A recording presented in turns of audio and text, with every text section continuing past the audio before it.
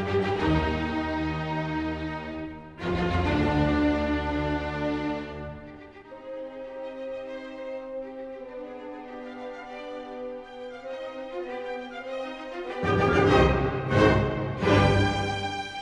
watch fans, it's Anders here on Watch On channel. Today I want to show you my latest luxury watch purchase. This is my first true and real dress watch. I'm super excited about this watch. I actually did include this watch in my what dress watch to get video I made maybe a month or two ago. I was looking at Grand Seiko, I was looking at Omega, Ultra and IWC. So the watch comes in this big Grand Seiko box, and actually they also included from the Japanese watch dealer I bought it from on Chrono24, this nice little fiber cloth of the Great Wave of Hokusai. And let's look what we find inside of the big box. So we find this nice piece here where you get the certificate of your watch, Grand Seiko certificate. Then you also get the warranty card and this warranty manual here. So what are your rights? And then you get the manual here with the operating instructions in a lot of different languages. And then you find the inner box.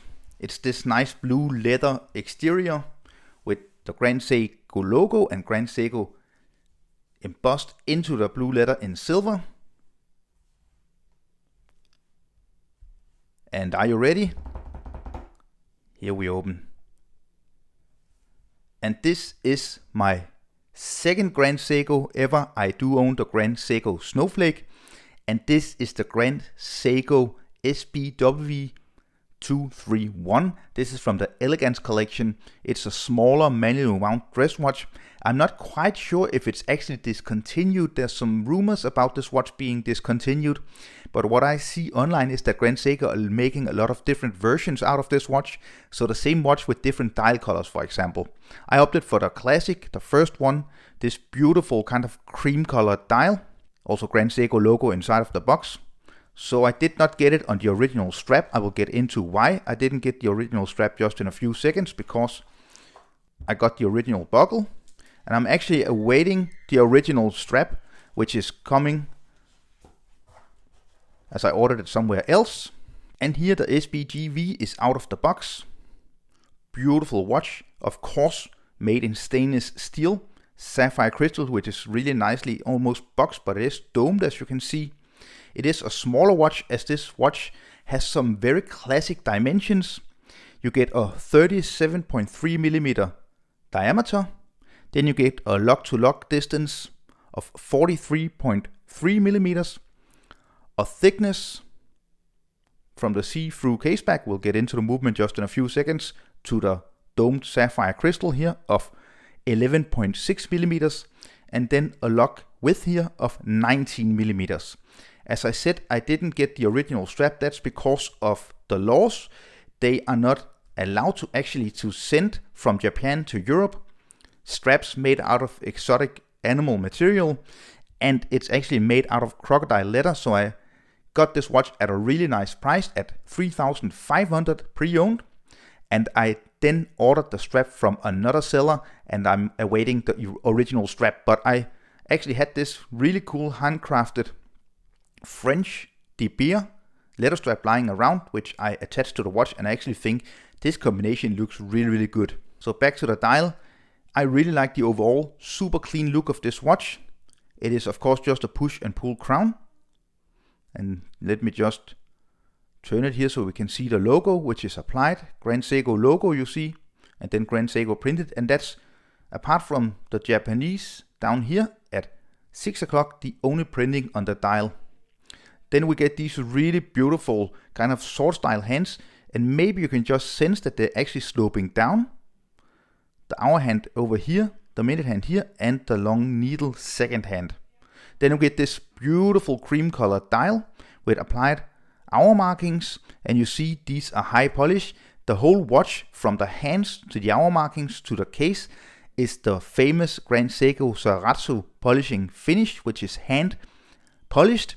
and it's a craft that you have to spend almost a year to learn. Then you learn how to really do this extreme polishing that they do, and it just really makes the watch in different lighting situations glow and shine. And although it's a very simple, simplistic watch with not too much happening regarding the dial, no date, nothing else than the time, and just the logo at 12 o'clock, it is really also a watch that you actually see on the wrist because it is so nicely finished, but only in the right lighting situations. You see this beautiful case, high polish, and then you get these kind of dramatically down sloped locks here with drilled lock holes so it's easy to change straps, and then the signed Grand Seiko crown here, which is this nicely knurled crown. Turning the watch over, this is the manually wound Grand Seiko caliber 9S64, which has 72 hours of power reserve when you have fully wound it. Grand Seiko say that it's between +5 and -3 seconds. In the full review, as this is just an initial review unboxing video, I will of course also measure the accuracy on my time grapher. The overall watch weighs 61 grams, so it's definitely not a very heavy watch. And it is water resistant as far as I know to just 30 meters, so this is by no way a watch you want to get anywhere near water. I'm super excited about this watch. I think it's such a beautiful classic watch. I'm so happy that I actually chose this one because you get so many facets to this watch that you're not actually just seeing at a glance when you look at this watch. And that is of course the beauty of the finish. These down sloped hands here and this cream color dial, which in different lighting situations becomes almost silvery, and in other lighting situations looks like some nice cream. And here the SBGW231 is on my 17.5 centimeter wrist. You can see it is definitely on the smaller side, which is the perfect size for a dress watch.